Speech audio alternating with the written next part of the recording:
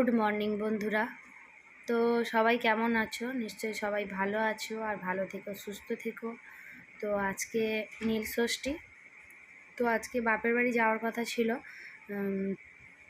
এতে নীল পুজোতে আমাদের ওখানেই জয়রামপুরে খুব ভালো পুজো হয়, তো যাওয়ার কথা ছিল কিন্তু যাইনি। সকালবেলা উঠেই তো আমি এমনি বাসি কাজগুলো করছিলাম, করে আর তারপরে ভাবলাম যে আমি রান্না করব, কিন্তু তারপরেই ঘটলো একটা ঘটনা। তো আমার মাম কী হয়েছে, খাটে ঘুমাচ্ছিল, পড়ে গিয়ে মাথা ফাথা ফুলে গেছে। আর কি জানি কার মুখ থেকে উঠেছি। আর আজকে নীল ষষ্ঠীর দিনে আমার এত ফাঁড়া যাচ্ছে। আর আমারও পিঠে না খুব ব্যথা করছে, ঘাড় ঘোরাতে পারছি না। আর মামের পড়ে গেছে, পড়ে গিয়ে ওর মাথা ফুলে গেছে, পুরো খাটের উপর থেকে পড়ে গেছে, পড়ে গিয়ে মাথা ফাথা ফুলে গেছে। তো তোমাদের দাদাভাই সঙ্গে সঙ্গে গিয়ে স্নান করে দিয়েছে। বরফ দিলে যদি ঠান্ডা লেগে যায়, স্নান করে দিয়েতে আবার জেল ফেল দিতে তো ঠিক হয়েছে একটু, কিন্তু ফোলাটা এখনও আছে। দাদাভাই বলে তুমি আগে, তোমাকে কোনো কাজ করতে হবে না, তুমি আগে গিয়ে চান করে আগে বাবার কাছে ঢুকতাম বলে আবার পুজো টুজো দিয়ে আসলাম। দিয়ে এসে আর এই তোমাদের সাথে শেয়ার করছি। মামামের বম্মা এই জামাগুলো দিয়েছে, এই 3টে জামাই ওর বম্মা দিয়েছে পয়লা বৈশাখের জন্য। আর আমি আজকে রান্না করেছি, আলুর তরকারি করেছি, আলুর দমই বানাতাম, তোমাদের দাদাভাই ঝোল করে ফেলেছে আর ঝালও করে ফেলেছে। তো আলুর দম করেছি আর রুটি করেছি। রুটি সাদা তেলটা ফুরিয়ে গেছে, ওই জন্য রুটি করেছি। আর রুটিটা করেছি একদিকে শরীরের দিকে খুবই ভালো, কারণ কদিন ধরে সবাইরই শরীর গরম হয়ে গিয়ে কেমন হচ্ছিল, মাথা ব্যথা ঘুরছিল, ওই জন্য পরোটা লুচি করিনি, রুটি করেছি। আর করেছি সুজি করেছি, আর আলুর দম করেছি, এই করেছি। আর মামের ড্রেসগুলো কিন্তু খুব সুন্দর হয়েছে না, বলো? তো ওর বম্মা আবার ওকে কোলে করে নিয়ে ঠাকুরের কাছে প্রণাম করিয়ে দিল, প্রণাম করিয়ে গালে সন্দেশ দিয়ে দিল, দিয়ে আর তারপরে উপরে গেল। তো তারপরে আমি সব কাজ টাজগুলো করে নিলাম। আর তোমাদের দাদাভাই দেখো না, রান্না টান্নাগুলো টুকটাক করলো। তো নীল ষষ্ঠীতে সব ভালো করে পুজো দিলাম, সব কিছু ঠিকঠাক হলো। আর তারপরেই না আমার কী বলবো, আমার মেয়েকে এসে দেখছি আমার মেয়ে খাটে থেকে পড়ে গেছে। নীল ষষ্ঠী পুজো দিতে গেছি আর ও ঘুমাচ্ছিল। আজকে সকাল সকাল উঠে পড়েছি, উঠে সব কাজটা সব করে নিয়েছি। এমনিতে সকাল সকাল উঠে যাই এখন থেকে, তো আজকে আরও সকাল সকাল উঠে গিয়ে সব কাজটা তেমন হয়ে গেছে।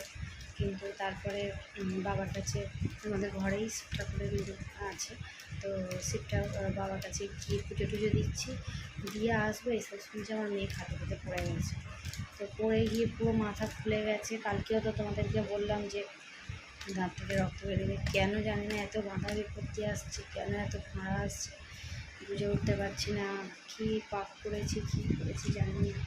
ওর মেয়েটার কালকে থেকে এত শরীরটা, আবার আজকে বিকাল থেকে আমার ঘাড়ে এত ব্যথা করছে, তখন ঘাড় নেই, নাড়াতেও ভালোভাবে পাচ্ছে না।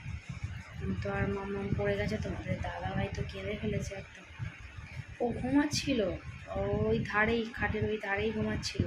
তো তারপরে ও এসে না, তোমাদের দাদাভাই বাইরে সব আলু কাটছিল, তো টিফিনটা করবো বলে, টিফিন রান্নাটা করবো, আজকে তো আর ভাত খাইনি, তো টিফিন খাবো বলে তোমাদের দাদাভাই কাটছিল। আর ছিলাম না বাইরে, কী করছিল ওকে দেখে গেছি আমি, শাড়ি পরতে এসেছিলাম এই ঘরে, আমি দেখে গেছি যে ও ঘুমাচ্ছে।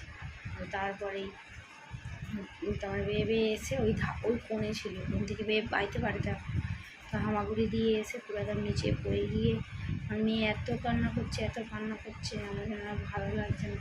কালকে থেকে আমার মেয়েটার উপরে এত পাড়া যাচ্ছে, আর আমারও নিজেরও শরীরটা খুব একটা ভালো না।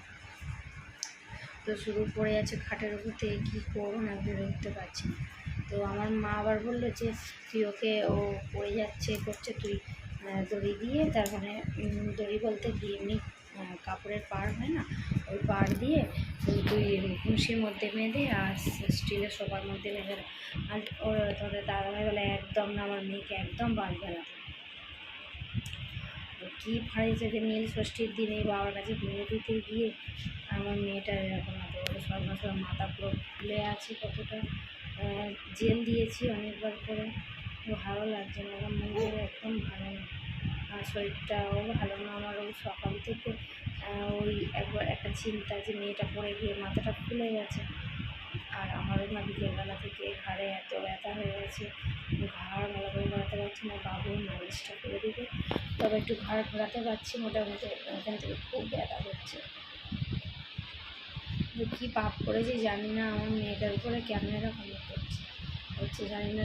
আজকে নীল ষষ্ঠীর দিনে তো যাই হোক, আর কি বলবো। আর রাত্রেবেলা রুটি করেছি, অল্প একটু রুটি ছিল, রুটি দাদাভাই নিয়ে গেছে। কালকে তো নাইট করে, আজকে নাইটে গেছে, নাইট করে মর্নিং করে কালকে রাত্রেবেলা আসবে। তো ওই জন্য তোমাদের দাদাভাইকে ভাত করে দিয়েছি, আলু সিদ্ধ করে দিয়েছি, নিয়ে গেছে, রুটি নিয়ে গেছে। আর আমাদের রুটি আর আলুর তরকারিটা নেই, তো আলুর তরকারি করেছি। আর সুজি তো আছে, ওই রাত্রে খাবার। মামাকে নিয়ে এখন ছুটি করে বসে আছে, ভালো লাগছে না। মেয়েরা একদম নিজের ঘাড়েও ব্যথা, আর মেয়েটারও মাথাটা ফুলে একদমই ভালো লাগছে না, শরীরটা খুব খারাপ লাগছে। তো দেখুন সেই কোণে শুয়ে দিয়েছি, চলো ফটো দেখো। তোমাদের দাদা ভাই বাইরে বসেই ছিল, বাইরে বসেছিল। আর আমি কি করছিলাম, আমি ও বাসন মাজতে গেছিলাম, আর ও কী করেছে, নিচে একদম নিচে পড়ে গেছে, সঙ্গে সঙ্গে মাথা ফুলে গেছে। আর এত ছটপটে হয়েছে না, কি বলবো, সবাইয়ের মাঝখান দিয়ে ধবাস ধবাস করে পড়ে যায়। আর নিজেই না দাঁড়াবে, নিজেই কাউকে ধরে না। এমনি তো কদিন ধরে কাউকে ধরেই দাঁড়াচ্ছিল, আবার নিজেই দাঁড়ায়, দাঁড়াতে পড়ে যাবে না বলো। তো আর কি বলবো। আর আমার মা ওকে বলছে যে বেঁধে রাখবি মানে সরু কাপড়ের পাড় দিয়ে বেঁধে রাখতে। তা তোমাদের দাদাভাই তো রেগে গেছে, বলে না ওসব দিয়ে বাঁধতে হবে না, তোমাকে কিচ্ছু কাজ করতে হবে না, আমার মেয়েকে নিয়ে সবসময় বসে থাকবে। আর দেখো না, ওই দেখো বা করছে।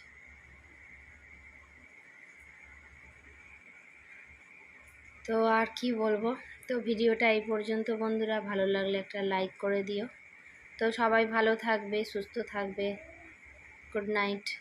আর আজকে নীল ষষ্ঠীতে সত্যিকারের কথা, আজকে মন মায়াতে একদমই ভালো না। আমার পিঠে কি হয়েছে কি জানে, আমি একদম ঘাড় ঘোরাতে পারছি না। কতবার মালিশ করে দিয়ে দেওয়ার পরে কালকে দেখি সাইড বালিশগুলো কালকে রোদে দেবো, মাথার বালিশগুলো, সাইড বালিশগুলো সব রোদে দেবো। আমার ঘাড়ে এত ব্যথা করছে, মালিশ দিয়েও হচ্ছে না, শরীরটা খুবই খারাপ, একদম ভালো লাগছে না।